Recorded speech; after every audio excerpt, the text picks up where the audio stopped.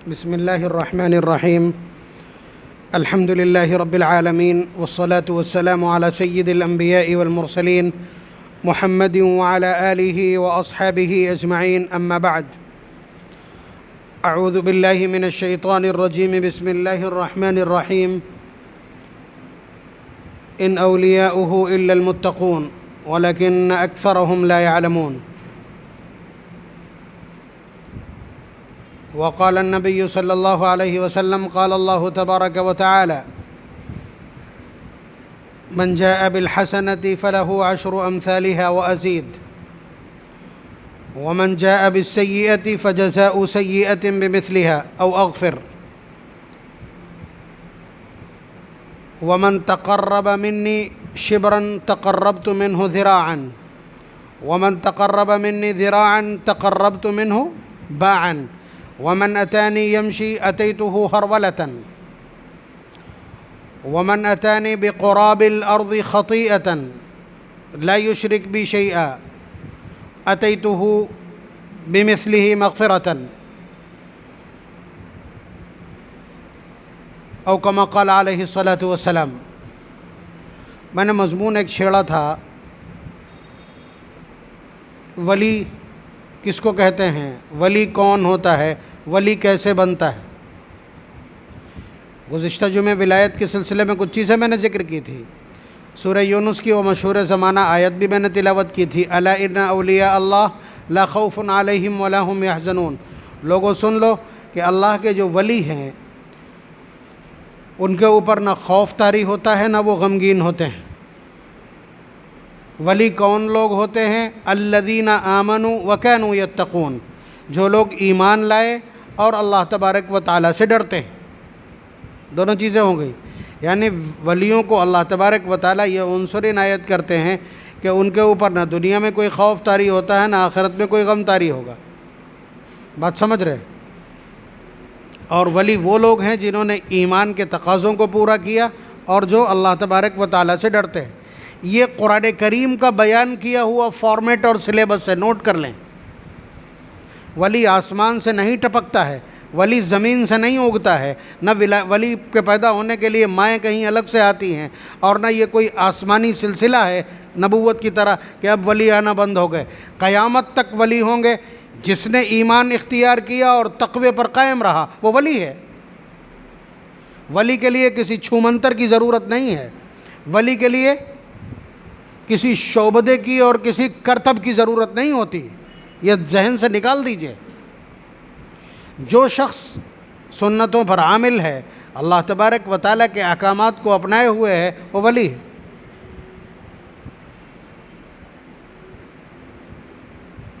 شہرت کی وجہ، یہ روایت پچھلے جمعے جو میں نے پڑھی تھی وہ حدیث قدسی ہے.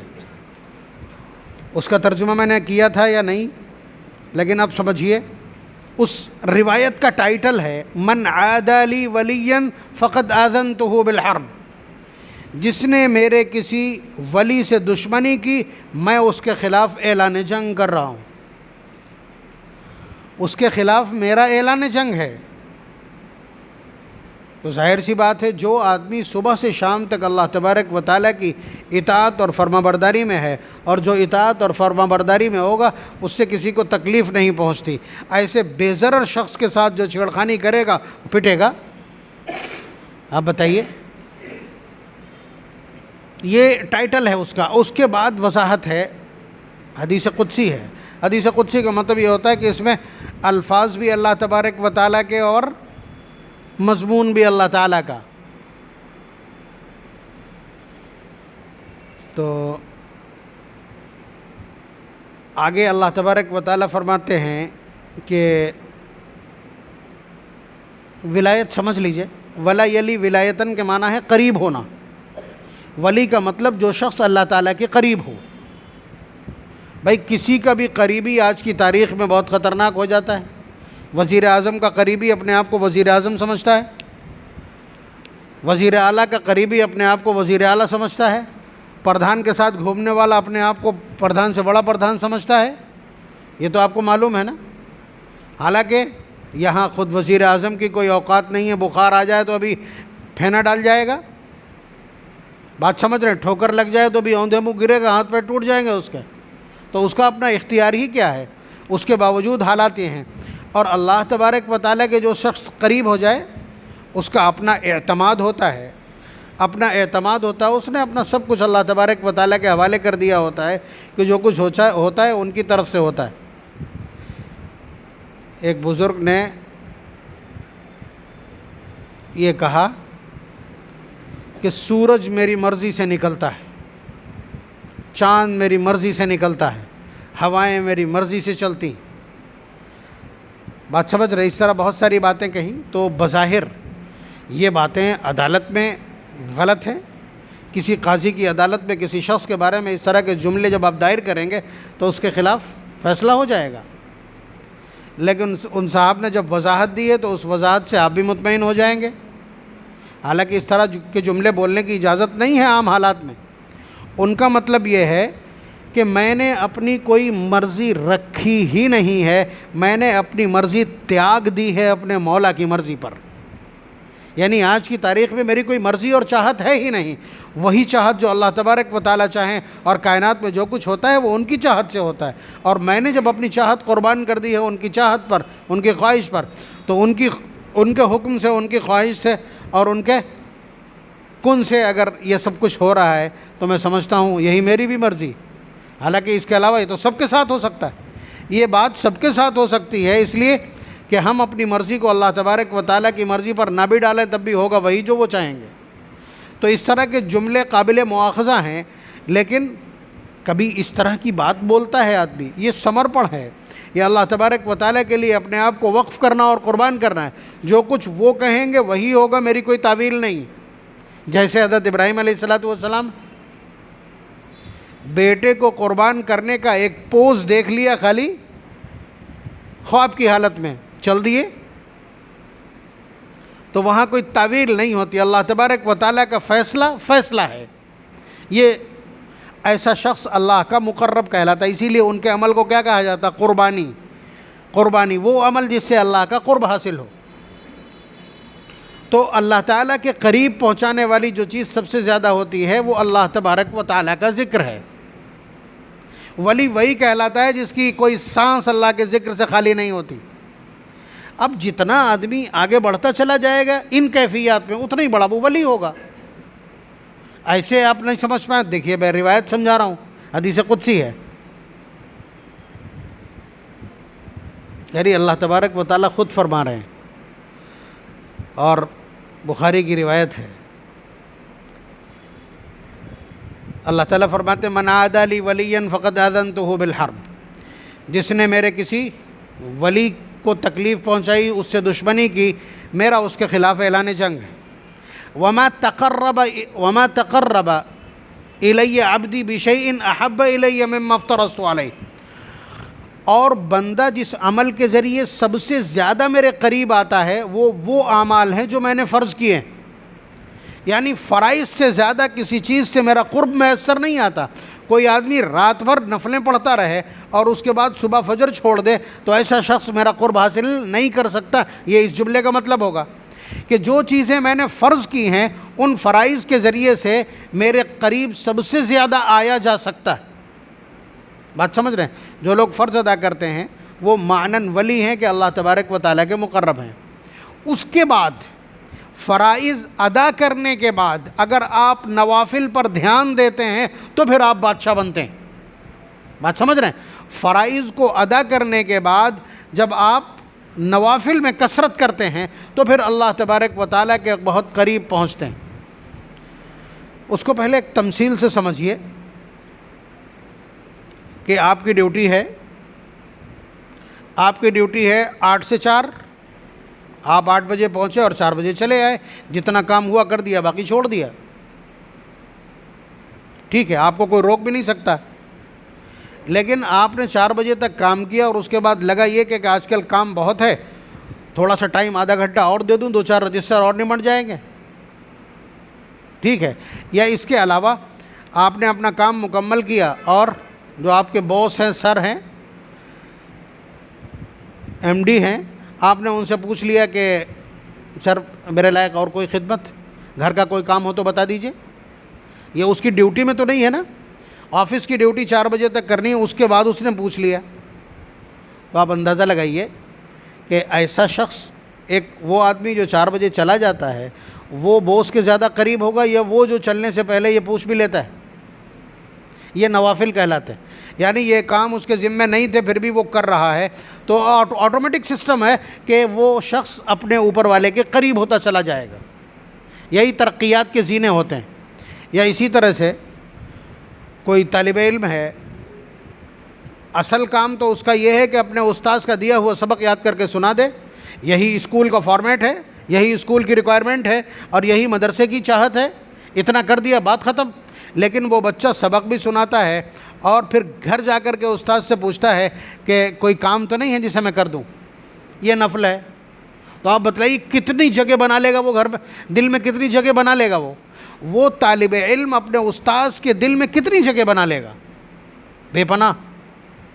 اسی طرح سے والدین کے لیے آپ کی ڈیوٹی ہے کہ آپ ان کے کھانے, پہننے, اوڑھنے, سب چیزوں کا خیال رکھیں. ٹھیک ہے, یہ آپ کے فرائض میں ہے. لیکن اس کے باوجود آپ جا کر کے بیٹھ جاتے ہیں. جب وہ لیٹنے کو ہوتے ہیں آپ جا کر کے بیٹھ جاتے ہیں, پیر داپنے لگتے ہیں یا ان سے باتیں کرنے لگتے ہیں. یعنی اپنے جو فرائض ہیں ان فرائض سے آگے بڑھ کر کے جب آپ کوئی کام کرتے ہیں تو متعلقہ جو ذمہ دار شخص ہے آپ اس کے بہت قریب چلے جاتے ہیں. یہ کنڈیشن یہاں بھی لاگو ہے کہ اللہ تبارک و تعالیٰ نے جن چیزوں کو فرض کیا ہے ان کو ادا کرنے سے تو ظاہر سی بات ہے آپ رابطے میں رہیں گے, آپ وہاں رجسٹرڈ ہیں, آپ کی ویلیو رجسٹرڈ ہے. لیکن اگر آپ اس کے علاوہ بھی مثلا عشاء پڑھ کے آپ سو گئے, بالکل آپ کے اوپر کوئی نماز فرض نہیں ہے صبح اٹھنے تک, فجر تک, لیکن آپ کھڑے ہو گئے کہ میرا مولا اس وقت میں بات سنتا ہے اور یہ مناجات کا مزہ ہوتا ہے, تہجد میں کھڑے ہو گئے آپ, تو ظاہر سی بات ہے یہ آپ کو دسیوں زینے اوپر پہنچا دے گا. تو یہ صورتحال ہے. یہ میں نے آپ کو آپ کی زبان میں سمجھایا ہے. اب سمجھیے روایت کو. اللہ تبارک و تعالیٰ فرماتے ہیں وَمَا يَزَالُ عَبْدِي يَتَقَرَّبُ إِلَيَّ بِالنَّوَافِلِ, کہ بندہ نوافل پر نوافل ادا کر کے میرے قریب آنے کی کوشش کرتا رہتا ہے. وَمَا يَزَالُ عَبْدِي يَتَقَرَّبُ إِلَيَّ بِالنَّوَافِلِ, کہ بندہ نوافل کے ذریعے سے میرا قرب حاصل کرنے کی اور میرے قریب آنے کی کوشش کرتا رہتا ہے. حَتَّى أَحْبَبْتُهُ, بات سمجھ رہے ہیں, یہاں تک کہ مجھے اس سے محبت ہو جاتی ہے. اللہ تعالیٰ کے الفاظ ہیں حدیث قدسی کے کہ جب بندہ نوافل میں کثرت اختیار کرتا ہے, نوافل کے زینوں کے ذریعے وہ مجھ تک پہنچنے کی کوشش کرتا ہے, حتیٰ احبہ یا حتیٰ احببتہ, دونوں الفاظ دیکھے میں نے روایت میں, یہاں تک کہ میں خود اس سے محبت کرنے لگتا ہوں, میرے دل میں اس کی محبت ہو جاتی ہے, میں اس سے مانوس ہو جاتا ہوں. اور پھر فرماتے ہیں فَإِذَا أَحْبَبْتُهُ, اور جب میں محبت کرنے لگتا ہوں, كُنْتُ سَمْعَهُ الَّذِي يَسْمَعُ بِهِ, میں اس کا کان بن جاتا ہوں جس سے وہ سنتا ہے. وَبَصَرَهُ الَّذِي يُبْصِرُ بِهِ, اور میں اس کی آنکھیں بن جاتا ہوں جس سے وہ دیکھتا ہے. وَيَدَهُ الَّتِي يَبْطِشُ بِهَا, اور اس کا ہاتھ بن جاتا ہوں جس سے وہ پکڑتا ہے. وَرِجْلَهُ الَّتِي يَمْشِي بِهَا, اور اس کا پیر بن جاتا ہوں جس سے وہ چلتا ہے. دیکھ لیجئے گا الفاظ آپ. وَإِن سَأَلَنِي لَأُعْطِيَنَّهُ, اور اگر وہ مجھ سے کوئی سوال کر بیٹھے تو میں ضرور پورا کرتا ہوں. یہ ترجمہ کر رہا ہوں الفاظ کا, لَأُعْطِيَنَّهُ کا, کہ اگر وہ مجھ سے کوئی سوال کر بیٹھے تو میں اس کو ضرور پورا کرتا ہوں. وَلَئِنِ اسْتَعَاذَنِي, اور وہ مجھ سے اگر پناہ مانگ بیٹھے, لَأُعِيذَنَّهُ, میں اسے اپنی پناہ میں لیتا ہوں. اس کے بعد کتنا لحاظ کرتے ہیں وہ بتلا رہے ہیں کہ وَمَا تَرَدَّدْتُ عَنْ شَيْءٍ أَنَا فَاعِلُهُ, کہ میں جتنے احکامات نافذ کرتا ہوں, جتنے بھی کام کرتا ہوں, جتنے بھی فیصلے نافذ کرتا ہوں, أَنَا فَاعِلُهُ تَرَدُّدِي عَنْ نَفْسِ الْمُؤْمِنِ, اس میں سب سے زیادہ جس کام کے کرنے میں مجھے تردد ہوتا ہے, رکاوٹ پیش آتی ہے, وہ اپنے بندے کی روح قبض کرنا. کیوں؟ یکرہ الموت, وہ موت کو ناپسند کر رہا ہوتا ہے اس لیے کہ میں تھوڑا اور ذکر کر لوں اور عبادت کر لوں. وَأَنَا أَكْرَهُ مُسَاءَتَهُ, اور اس کو کسی چیز سے تکلیف ہو اس کو میں ناپسند کرتا ہوں، ولا بد من، لیکن یہ کام ہونا ضروری ہے۔ یہ ہے پوری روایت جس پر پوری ولایت کا ڈاکیومنٹ تیار ہوتا ہے۔ بات سمجھ رہے ہیں؟ یہ ولایت کا خلاصہ ہے۔ پہلے کہہ دیا کہ جو میرے ولی سے دشمنی کرے اس کے خلاف میرا اعلان جنگ ہے۔ ولی کون ہوتا ہے؟ ولی اللہ تبارک و تعالیٰ کا مقرب ہوتا ہے، اللہ تبارک و تعالیٰ کے بالکل قریب پہنچا ہوا ہوتا ہے۔ قریب کیسے پہنچتا ہے؟ سب سے زیادہ قربت فرائض کے ذریعے حاصل ہوتی ہے، اور پھر اس کے بعد جب بندہ نوافل پر نوافل کرتا رہتا ہے تو اللہ تبارک و تعالیٰ فرماتے ہیں میں اس سے محبت کرنے لگتا ہوں، اور جب میں اس سے محبت کرتا ہوں تو اس کا کان بن جاتا ہوں جس سے سنتا ہے، آنکھ بن جاتا ہوں جس سے دیکھتا ہے، ہاتھ بن جاتا ہوں جس سے پکڑتا ہے، پیر بن جاتا ہوں جس سے چلتا ہے، اور اگر وہ سوال کر دے تو ضرور پورا کرتا ہوں، اور اگر وہ پناہ چاہ لے تو میں اسے پناہ دیتا ہوں، کوئی اس کو ٹچ نہیں کر سکتا۔ اور مجھے سب سے زیادہ اپنے اعمال اور احکام میں اگر کسی چیز سے تردد ہوتا ہے تو وہ اس ولی کی جان نکالنے پر۔ کیوں؟ یکرہ الموت، وہ خود موت کو ناپسند کر رہا ہوتا ہے، اور میں ہر اس چیز کو ناپسند کرتا ہوں جس کو وہ ناپسند کر رہا ہو، لیکن یہاں معاملہ ایسا ہے لا بد لہ من، موت برحق ہے، وہ ہو کے رہے گی، وہ ضروری ہے۔ آپ سمجھیے، یہ ہے ولایت کا پوری ڈاکیومنٹری۔ اس کے علاوہ ولایت کی کوئی وضاحت نہیں۔ تو آپ اندازہ لگائیے کہ قرآن کیا کہتا ہے؟ ولی وہ لوگ ہیں جنہوں نے ایمان اختیار کیا اور تقوی اپنایا۔ الذین آمنوا وکانوا یتقون۔ اتنی فرصت نہیں ہے، لیکن یہ بتلا دیں کہ ولی تیار کیسے ہوتے ہیں۔ ایک نام سنا قطب الدین بختیار کاکی، مہرولی دہلی، جہاں مدفون ہے بزرگ، ٹھیک ہے؟ ان کو ان کی ماں نے کیسے تیار کیا تھا کہ پڑھنے گئے، کھانا طاق میں چھپا دیا اور کہا کہ بیٹا وضو کرو، 2 رکعت نماز پڑھو، اور پھر اس کے بعد دعا مانگو کہ اللہ آپ سب کو رزق دیتے ہیں، مجھے بھی کھانا دیجئے، بھوک لگی ہے۔ اور پھر اس کے بعد بچے سے کہا کہ دیکھو ڈھونڈو مل جائے گا، طاق میں مل گیا۔ روزانہ یہی سلسلہ چلتا رہا۔ ایک دن ماں موجود نہیں تھی، اس کے باوجود کھانا آ گیا۔ تو یہ ایمان سکھانے کے، الذین آمنوا، اس طرح ایمان سکھایا جاتا ہے۔ تو قطب الدین بختیار کاکی جیسے لوگ جو شاگرد رشید ہیں خواجہ معین الدین چشتی اجمیری رحمۃ اللہ علیہ کے، ایسے لوگ پیدا ہوتے ہیں۔ خود خواجہ معین الدین چشتی اجمیری رحمۃ اللہ علیہ ایک سفر کیا اجمیر سے بنگال تک، 90 لاکھ لوگوں نے بیعت کی ہے توبہ پہ اور ایمان پہ۔ جب لوٹ کے آئے تو بہت خوش تھے ماں سے۔ ماں نے پوچھا بیٹا بہت حشاش بشاش ہو، کیا معاملہ ہے؟ کہنے لگے اتنے لوگوں نے توبہ پہ بیعت کی ہے۔ کہا بیٹا یہ صرف تیرا کمال نہیں ہے، میں نے کبھی بھی بغیر وضو کے تجھے دودھ نہیں پلایا۔ تو مائیں جب اپنے بچوں کو اتنا پاکیزہ نظام دیتی ہیں، فطرت کا نظام، دودھ پلانے کا نظام، اس کے پیچھے پاکیزگی کا اتنا بڑا انعکاس، اتنا بڑا ریفلیکشن، ظاہر سی بات ہے پھر ایسے لوگ جنم لیتے ہیں۔ شیخ عبد القادر جیلانی رحمۃ اللہ علیہ، ماں نے 40 اشرفیاں اندر سی دیں، اور قافلے میں جا رہے تھے بغداد، جیلان سے بغداد جا رہے تھے تعلیم حاصل کرنے کے لیے۔ راستے میں قافلہ لوٹا گیا، کنارے کھڑے تھے، 12-14 سال کا بچہ، کون چھیڑے گا اس کو؟ ایک نے نکلتے یوں ہی پوچھ لیا بیٹا کیا تمہارے پاس؟ کہنے لگے 40 اشرفیاں۔ چونکا ٹھٹکا، 40 اشرفیاں بڑی رقم ہے۔ یہ سب پڑھ رکھا ہے آپ نے، ہندی کی کتابوں میں پڑھ رکھا ہے، اب تو یہ نہیں ملے گا ہندی کی کتابوں میں۔ تو ظاہر ہے کہ کہاں ہیں؟ کہا اندر سلی ہوئی ہیں۔ کہا بیٹا تم نے بتلا کیوں دی؟ کہا میری ماں نے کہا تھا کہ بیٹا جھوٹ نہ بولنا حالات کیسے ہی ہوں۔ یہ تقویٰ ہے، یہ تقویٰ ہے کہ اللہ تعالیٰ نے جن چیزوں سے روک دیا ہے وہ ہونی نہیں ہے، جان رہے یا چلی جائے۔ معلوم ہے کہ ابھی چھینا جائے گا اور اس کے بعد پیدل کر دیا جائے گا، آگے کیسا کیا حال پیش ہے، کوئی مطلب نہیں۔ اور آخر کار گھبرا کر کے وہ اس بچے کو اپنے سردار کے پاس لے کر کے گئے، ذرا بات کیجئے اس سے، یہ بچہ بڑا انمول لگتا ہے۔ اور اس کے بعد اس نے کہا کیا بات؟ کہا کہ یہ 40 اشرفیاں بتلا رہا ہے، کنارے کھڑا تھا، اگر نہ بتلاتا تو مجھے معلوم تھوڑی ہو جاتی، لیکن اس نے بتلائیں۔ جب میں نے اس سے سوال کیا تو اس نے جواب کیا دیا، پوچھیے آپ۔ بتایا کہ میری ماں نے کہا تھا بیٹا جھوٹ نہیں بولنا، میں جھوٹ نہیں بول سکتا، یہ 40 اشرفیاں کیا جان بھی چلی جائے تو کیا ہوا؟ یہ الذین آمنوا وکانوا یتقون، قرآن کریم نے ایک فارمیٹ دیا، اور بتوفیق ماؤں نے، بامراد ماؤں نے اپنے بچوں کو ان دونوں فارمیٹس کے اوپر جب تربیت دی ہے تو قطب الدین بختیار کاکی، معین الدین چشتی اجمیری، عبد القادر جیلانی پیدا ہوتے ہیں۔ نظام الدین اولیاء رحمۃ اللہ علیہ کا بھی واقعہ اسی طرح، وہ بھی یتیم ہے۔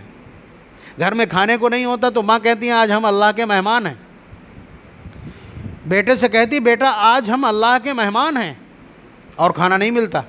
تو کھانے کا نظام تو اللہ تبارک و تعالیٰ کے اختیار میں ہے۔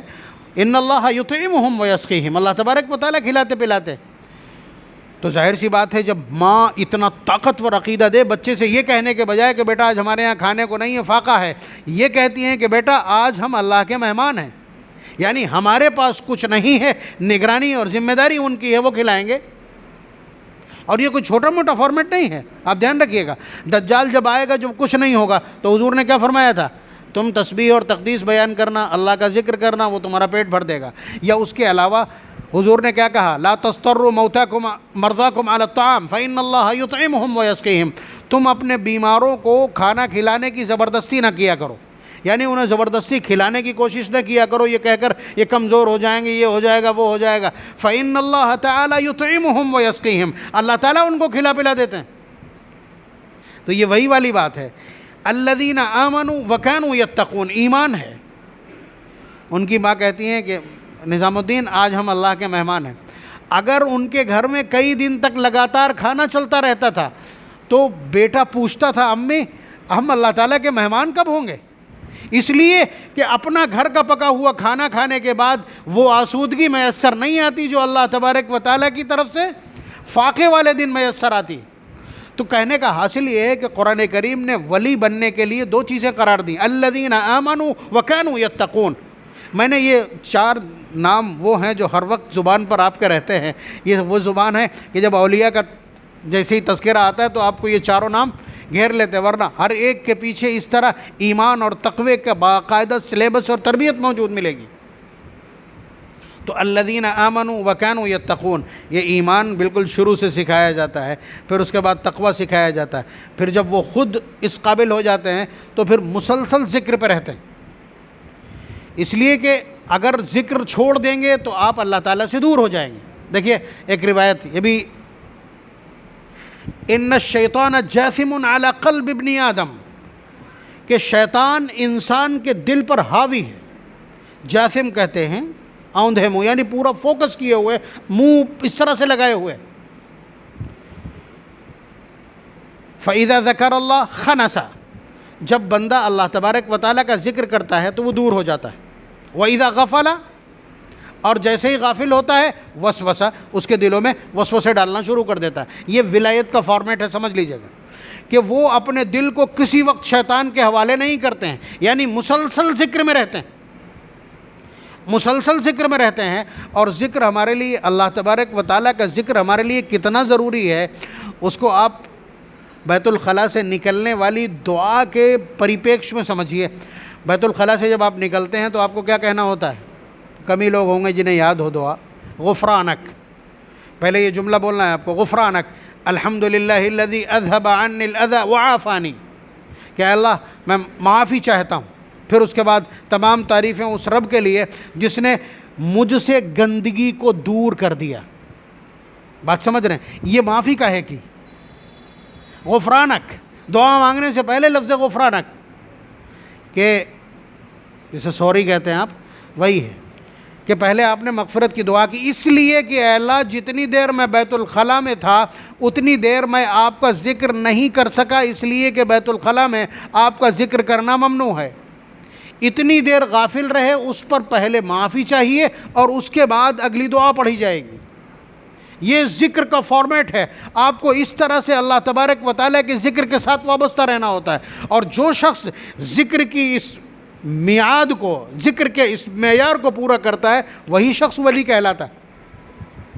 بات سمجھ گئے؟ اب دیکھیے، ابھی آپ نے جملے سنے تھے نا کہ میں اس کا ہاتھ بن جاتا ہوں جس سے وہ پکڑتا ہے، اس کا پیر بن جاتا ہوں جس سے چلتا ہے، اور اس کی آنکھ بن جاتا ہوں جس سے وہ دیکھتا ہے، اور اس کے کان بن جاتا ہوں جس سے وہ سنتا ہے۔ یہ اللہ تعالیٰ نے فرمایا۔ اس کا مطلب اللہ تعالیٰ کان بن گئے نہیں، میں اس ایک مطلب اس کا کہ میں اس کے کانوں کو فواحش سے، غلط باتیں سننے سے محفوظ کر دیتا ہوں، میں پہرا بن جاتا ہوں، میں اس کی آنکھوں کا، ہاتھوں کا، پیروں کا پہرا بن جاتا ہوں، ایک مطلب۔ دوسرا اور مطلب جسے مجاوروں نے بڑھا چڑھا کے بیان کیا ہے کہ جس پر ہاتھ رکھ دیں اسی کا بیڑا پار، اس لیے کہ وہ ہاتھ، اللہ تعالیٰ نے کیا کہا، میں اس کا ہاتھ بن جاتا ہوں۔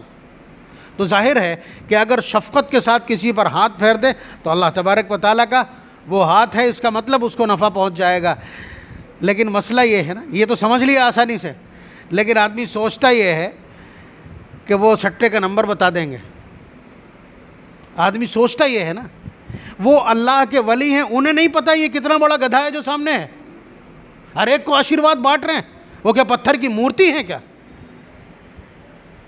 وہ صرف یہی ملے گا وہاں کہ اللہ اس کے دل کو بھی میری طرح بنا دیجئے، اس کے علاوہ کچھ نہیں ملتا ہے، یاد رکھیے گا، اس کے علاوہ کچھ نہیں ملتا وہاں۔ یہ ہے مسئلہ اصل سمجھنے کا۔ ولی کا مطلب ایک تو یہ ہے کہ یہ ساری چیزیں زندگی میں، وَلَئِن سَأَلَنِي لَأُعْطِيَنَّهُ، اگر وہ مجھ سے سوال کر دے، سوال زندگی میں کریں گے نا، قبر میں جانے کے بعد کوئی سوال پورا نہیں ہونا۔ کس نے بتایا؟ کہیں نہیں، کوئی تذکرہ ہی نہیں۔ اگر وہاں سوال پورے ہونے لگے تو پھر عذاب کا ہے گا۔ یہ سب کچھ زندگی کے لیے، زندگی کے بعد نہیں۔ تو انہی روایات کو بڑھا چڑھا کر کے اور اس طرح کی چیزیں پیدا کی گئیں۔ اگر آپ نے یہ سمجھ لیا ہے خدا نہ خواستہ کہ اولیاء اللہ کے مقرب ہوتے ہیں اور اللہ تبارک و تعالیٰ ان کی بات مانتے ہیں، ہر حال میں مانتے ہیں، انتقال ہو گیا تب بھی مانتے ہیں، یہ غلطی ہے۔ آپ بتلا دیجئے اس پوری دنیا میں جتنے ڈول وارشپرس یعنی مورتی کے پوجنے والے ہیں، جتنے بھی، ان میں سے کوئی ایک یہ کہہ دے کہ ہم ان کی عبادت کرتے ہیں، انہی کی آرادھنا اور وندنا اور پوجا کرتے ہیں، ایک نہیں ملے گا۔ لگتا ہے آپ کو کوئی ان پڑھ کہہ دے؟ کوئی نہیں۔ اگر وہ مجھے بتلا دیجئے، اگر وہ مورتی کو سب کچھ سمجھتے ہیں تو پھر ایشور کا مطلب کیا ہے؟ پھر ایکم برہم کا مطلب کیا ہے ان کے یہاں؟ پھر اس کے بعد مالک سب کا ایک ہے، اس کا مطلب کیا ہوگا؟ سرو شکتیمان وہ ہے، اس کا مطلب کیا ہوگا؟ یہ وہی لوگ بولتے ہیں، یہ الفاظ انہی کے ہیں نا جو مورتیاں پوجتے ہیں۔ قرآن کریم نے کھول دیا اس راز کو، قرآن کریم نے خود اس راز کو کھولا ہے، کفار مکہ کا باقاعدہ قول نقل کیا کہ وہ کیا کہتے ہیں۔ وہ بھی تو 365 مورتیاں کعبۃ اللہ کے اندر رکھ کے ان کی پرستش کر رہے تھے۔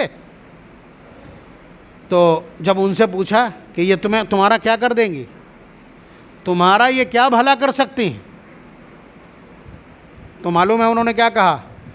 پارہ نمبر 23 سورہ زمر آیت نمبر 3، مَا نَعْبُدُهُمْ إِلَّا لِيُقَرِّبُونَا إِلَى اللَّهِ زُلْفَىٰ، کہ ہم ان کی عبادت تھوڑی کرتے ہیں، ان کی پوجا اور ان کی آرادھنا اور وندنا تھوڑی کرتے ہیں، بس یہ ان کے قریب اس لیے آتے ہیں تاکہ یہ ہم کو فارورڈ کر دیں اللہ تعالیٰ تک، یعنی یہ مدھیستھ ہیں، میڈیٹر ہیں، یہ واسطہ ہیں۔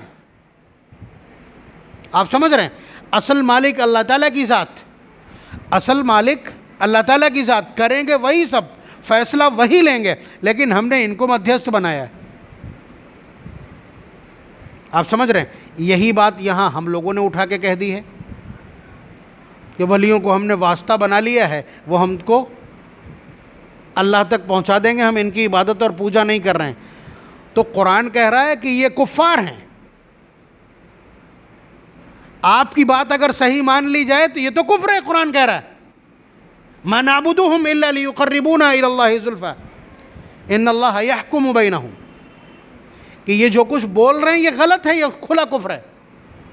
قرآن کہہ رہا ہے۔ اس لیے یاد رکھیے کہ اللہ تبارک و تعالیٰ نے واسطے نہیں پیدا کیے ہیں۔ وہ کیا کہتے ہیں؟ نَحْنُ أَقْرَبُ إِلَيْهِ مِنْ حَبْلِ الْوَرِيدِ، کہ ہم تمہاری شہرک سے تم سے زیادہ قریب ہیں۔ وَإِذَا سَأَلَكَ عِبَادِي عَنِّي فَإِنِّي قَرِيبٌ، جب بندہ مجھ سے سوال کرتا ہے تو میں اس کے بالکل قریب آ کے سنتا ہوں۔ کیا کہیں گے آپ؟ کہ میں اس کے اندر موجود ہوں، میں اس کے بالکل قریب ہوں، میں اس کی مناجات کو سنتا ہوں۔ تو یہاں یہ ساری آیات کاہے کے لیے ہیں؟ یہ بلا وجہ قرآن کی تلاوت اور قرآن کی ضخامت بڑھانے کے لیے ہیں؟